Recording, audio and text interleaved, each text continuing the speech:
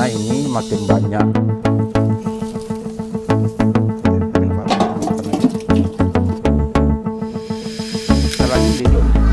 Assalamualaikum warahmatullahi wabarakatuh, sahabat petani dimanapun Anda berada. Terima kasih ya Anda telah mengikuti kegiatan saya sore hari ini ya.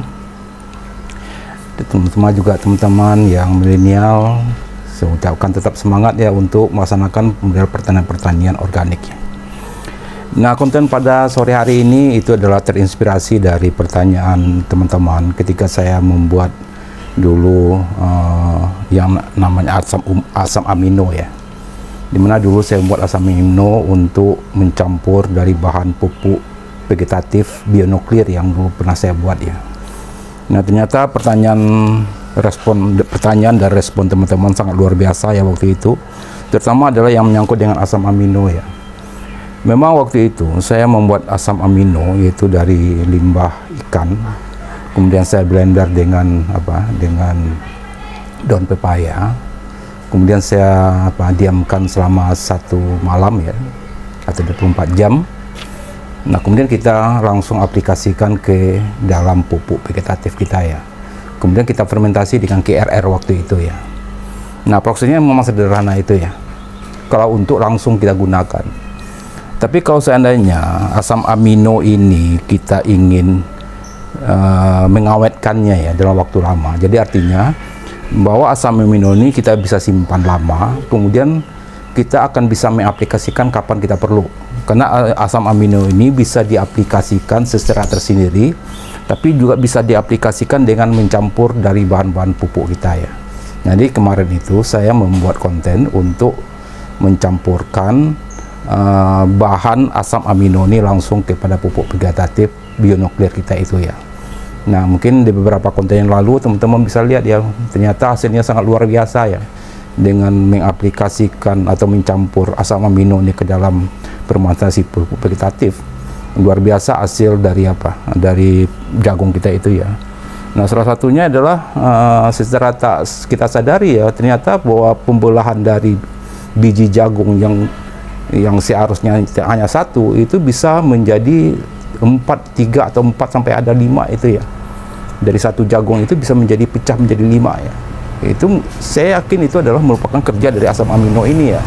Karena asam amino ini dia memiliki namanya fitohormon, itu sitokinin, auksin, dan kemudian gibberellin itu dia nanti akan bisa merangsang pemecahan sel dari jagung kita itu menjadi pecahnya lebih banyak ya. Nah, jadi artinya, kemudian banyak sekali pertanyaan tentang itu. Kalau saya gunakan asam amino ini untuk waktu yang lama yang terpisah, bukan untuk mencampur pupuk vegetatif, apakah memang bisa ya? Jawab saya bisa, tapi dengan cara yang berbeda. Jadi kalau saya kemarin itu saya gunakan cara yang seperti itu tidak akan bisa ditahan lama ya. Jadi karena itu tidak akan bisa disimpan lama, karena nanti sebentar lagi dia akan busuk, kemudian dia akan berbelatung ya. Nah, kemudian baunya sangat luar biasa itu, busuknya itu ya, asam amino itu. Nah, kalau kita ingin membuat asam amino itu yang kita akan simpan lama, maka kita ada beberapa proses yang juga berbeda dengan cara yang saya lakukan itu ya. Nah, pertama, bahan yang kita gunakan tetap sama itu ada limbah ikan ya. Saya serangkan limbah ikan ya, sebenarnya dari limbah daging atau hewan apapun itu bisa kita laksanakan ya, termasuk juga ayam juga bisa lakukan. Kalau sana ayam mati juga bisa lakukan, tapi menurut saya yang lebih bagus itu adalah limbah ikan. Pertama, limbah ikan ini gampang kita dapatkan, kemudian hampir kita di limbah ikan ini hampir kita tidak berbiaya ya, jadi kita tinggal minta saja sisa-sisa dari limbah ikan yang di pasar kepada tukang ikan, dia akan kasih itu ya. Nah, karena itu bisa saja kita dapatkan secara gratis ya. Nah, kemudian kita gunakan daun pepaya ya. Kenapa saya serangkan daun pepaya? Karena daun pepaya pun juga mudah kita dapatkan ya. Nah, tapi idealnya yang harus kita dapatkan itu adalah getah sebenarnya ya, getah daun pepaya ini. Nah, itu adalah karena getah daun pepaya ini mengandung enzim namanya papain.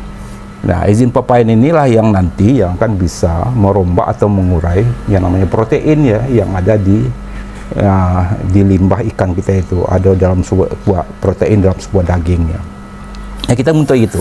Jadi pepaya ini adalah merupakan golongan dari enzim yang namanya protease itu ya. Itu adalah enzim yang berfungsi untuk pemecah atau mengurai namanya protein ya. Nah nanti asam amino itu adalah yang sebenarnya adalah kita butuhkan, itu adalah untuk mengurai namanya protein itu. Ini asam amino ini. Nah, karena nanti protein itu nanti yang akan dibutuhkan oleh tanaman kita ya. Nah itu sebabnya, alasannya kenapa daun pepaya saya gunakan. Jadi ada limbah ikan, kalau misalnya kita punya limbah ikan itu 1 kilo, ya kalau bisa daun pepaya pun 1 kilo ya. Tapi kalau biasanya kalau akan lebih cepat prosesnya, mungkin bisa lebih dari itu, bisa 2 kilo daun pepayanya, 1 kilo ikannya. Karena ini makin banyak getah atau papain itu, enzim papain ini makin cepat proses penguraian ini. Nah kemudian air bersih itu tergantung kebutuhan ya, bisa 1 liter atau 2 liter ya, tergantung kita akan membuat seperti apa. Jadi nanti untuk membuat asam amino ini ada 2 cara nantinya. Jadi nanti ada yang bisa dalam bentuk cair, tapi nanti ada yang juga nanti dalam bentuk serbuk ya. Itu bisa kita lakukan. Jadi baik itu dalam bentuk dia cair maupun dia dalam bentuk bubuk atau dalam bentuk tepung ya. Nah, tergantung banyak air yang kita gunakan itu, dan juga tergantung pada banyak dedak yang akan kita siapkan. Jadi kalau seandainya kita inginkan asam amino kita ini dalam bentuk tepung, maka kita akan banyakkan yang namanya dedak atau namanya bekatul itu ya. Nah, jadi kenapa bekatul? Bekatul di samping nanti akan kita bisa gunakan untuk bisa membuatkan bubuk. Tapi juga bekatul ini sangat dipentingkan sekali untuk menjadi makanan atau energi dari mikroorganisme yang harus kita kembangkan di sini ya. Ketika dia penguraian proses asam amino ini, itu semuanya. Kenapa? Karena bekatul ini di samping dia mempunyai unsurnya yang karbohidrat, tapi juga dia juga mempunyai adalah unsur yang namanya karbon. Karbon itu adalah memberikan energi bagi bakteri yang akan kita kembangkan ya. Nah, kemudian yang paling penting sekali yang di samping ini, agar proses pengawetan asam amino kita bisa berhasil, kita harus punya bahan pengawet. Nah, ini pengawet ini. Kenapa? Karena pengawet ini adalah harus ada bakteri yang nanti harus bisa menyerang patogen-patogen jahat yang ada dalam proses fermentasi kita ini. Nah, kalau itu tidak kita lakukan, besar kemungkinan bahwa asam amino yang kita buat ini tidak jadi, karena kalau dominan adalah yang bakteri patogen, maka asam amino kita itu akan dikuras habis oleh yang patogen itu ya, sehingga yang akan jadi itu adalah ya artinya tidak akan jadi asam amino jadinya. Jadi mungkin jadi akan kita itu diserang itu adalah akan ada belatung segala macam yang ada di situ ya. Nah, untuk itu kita punya pengawet, yaitu salah satu bakteri yang kita gunakan untuk bisa mengawetkan itu adalah namanya Lactobacillus plantarum. Di plantarum ini yang biasanya sebagai dasar bagi saya untuk menjadikan proses untuk pengawetan ini. Nah, Lactobacillus plantarum ini pun sebenarnya bukan hanya kita untuk bisa mengawetkan untuk beberapa bahan yang seperti asam amino ini ya. Ini kita nanti juga bisa gunakan untuk bisa pengawetan makanan, sayuran, buahan yang akan kita gunakan di rumah sehari-hari ya.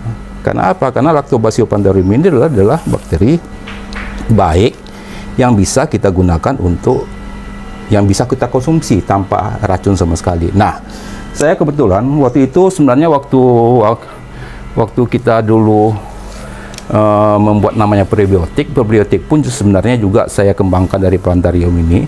Tapi sekarang prebiotik itu sudah saya kembangkan lebih lanjut lagi, yaitu saya tambahkan dengan asam asetat, yaitu asam glukomat dan asam sitrat, ditambah dengan beberapa enzim, yang terma adalah enzim protease, amilase dan silase ya. Atau silulase maksud saya ini. Silulase di sini ya. Ini saya tambahkan ini. Nah, jadi sehingga proses dari pengawet ini adalah sangat kuat sekali untuk melawan bakteri-bakteri patogennya. Jadi ini produk yang menurut saya itu saya sebut dengan Plantarum Plus. Nanti kita akan gunakan ini ya sebagai dasar untuk proses pengawetan ini ya. Nah, kemudian bagaimana prosesnya? Ya, prosesnya adalah mungkin semua bahan ini, yaitu adalah ikan, terutama dalam ikan ini kita akan rebus dulu. Jadi kan kemarin itu kan saya langsung blender ya, ini dan ini ya. Tapi yang untuk proses ini tidak mungkin bisa seperti itu. Kita harus coba rebus dulu ini dengan gula merah. Saya sobat ini lupa ya, gula merah ya. Nah, jadi gula apa ya? Gula aren ya. Bisa gula aren, gula bisa merah. Jadi gula merah ini adalah komposisinya itu adalah, kalau untuk 1 kilo itu adalah 100 gram. Kalau 2 kilo itu 200 gram. Tapi kita gunakan banyak pun tidak masalah. Jadi makin banyak gulanya ya. Jadi nanti limbah ikan ini kita rebus dengan air 1 liter plus dengan kita tambahkan dengan ini. Nah, gunanya apa? Gunanya adalah untuk pertama adalah untuk menetralisir dari bakteri patogen yang ada di limbah kita, ikan kita ini ya. Itu satu lagi itu adalah dengan kita merebus, bahwa dinding sel dari protein yang ada dalam ikan itu adalah mudah terurai, akan lembut dan mudah terurai. Nah, jadi proses yang akan kita lakukan itu adalah kita akan nanti merebus sampai mendidih ya limbah ikan ini, kemudian dengan gula merah ini dulu ya. Nah, setelah ini proses dingin, baru kita nanti memblendernya dengan daun pepaya ini ya. Nah, kemudian setelah dia dingin dengan memblender pepaya, baru kita berikan bahan pengawet ini ya. Di samping pengawet ini adalah untuk bisa mempertahankan, menjaga stabilitas pH di dalam proses fermentasi kita, tapi dia juga nanti akan bisa berfungsi melawan bakteri-bakteri jahat yang akan terjadi di proses fermentasi itu ya. Jadi itu gunanya. Jadi untuk penggunaan Lactobacillus plantarum ini, atau dengan produk yang saya buat ini adalah ini Plantarum Plus ini, itu hanya cukup kita gunakan 20 ml per 1 liter air ya. Jadi 20 ml per 1 liter air, atau kalau seandainya nanti dalam bentuk kering itu 20 gram. Tapi karena kita gunakan dalam bentuk cair, kita gunakan 20 ml saja, sedikit saja ya. Mungkin ini 1 tutup botol ini atau 2 tutup botol ini sudah cukup ya untuk bisa bisa mengantisipasi bakteri-bakteri jahat yang akan menyerang dari proses fermentasi kita ini. Karena yang kita fermentasi ini adalah yang namanya limbah ya. Limbah itu limbah ikan. Kalau limbah ikan ini memang ya bakteri pembusuknya itu sangat tinggi sekali ya. Makanya kalau limbah ikan itu kita diamkan 2 jam 3 jam saja, itu baunya sangat luar biasa ya. Nah, jadi untuk bisa mengantisipasi itu kita harus bahan pengawet alami itu. Jadi nanti bahan pengawet ini suatu ketika nanti kita akan buatkan kontennya ya, bagaimana cara membuat ini. Nanti kita akan membuatkan kontennya, kita akan nanti agar teman-teman pun nanti juga bisa akan membuatnya suatu ketika ya, kalau seandainya memang nanti bisa membutuhkannya. Nah, sebenarnya yang Plantarum ini pun juga sekarang sudah saya aplikasikan juga ke pakan ayam saya ya. Dulu saya hanya pakai probiotik biasa untuk memancing maggot segala macam itu ya. Sekarang saya udah pakai ini ya, Plantarum Plus ini ya. Jadi biasanya itu saya bibiskan ke pakan saya agar pakan itu tidak akan basi atau tidak akan berbau sampai kapanpun ya. Nah, itu kaminya. Kenapa? Karena saya sudah tambahkan dengan beberapa asam asetat, asam glukomat, asam sitrat, dan beberapa enzim-enzim yang bisa memecah dinding sel dari makanan kita ya. Nah, sekarang mungkin kita langsung saja berpraktek ya, bagaimana cara kita membuat atau mengawetkan asam amino ini, sehingga asam amino ini betul-betul nanti bisa kita simpan lama, dan kapan teman-teman bisa butuhkan baru kita pakai ya. Nah, nanti aplikasinya setelah nanti dia jadi, itu aplikasinya itu prosesnya itu nanti setelah kita rebus ini limbah ikan ini dengan gula merah, setelah dingin baru kita blender dengan daun pepaya ini. Setelah itu kita kasih bekatul 100 gram ya, 100 gram. Nah, tapi bekatol ini apa? Kalau seandainya teman-teman inginkan itu nanti akan dalam bentuk apa? Dalam bentuk serbuk, bisa tambah saja bekatolnya. Jadi nanti berarti dia dalam bentuk betul-betul dalam bentuk apa ya? Dalam bentuk pasta ya. Nah, nanti setelah kita fermentasi selama 7 sampai 14 hari, ketika dia sudah tidak berbau apa-apa lagi, maka itu udah bisa kita anginkan kalau seandainya kita ingin jadikan bubuk ya. Tapi kalau seandainya kita tidak inginkan bubuk, tidak apa-apa, dalam bentuk cair itu saja kita akan gunakan aplikasikan.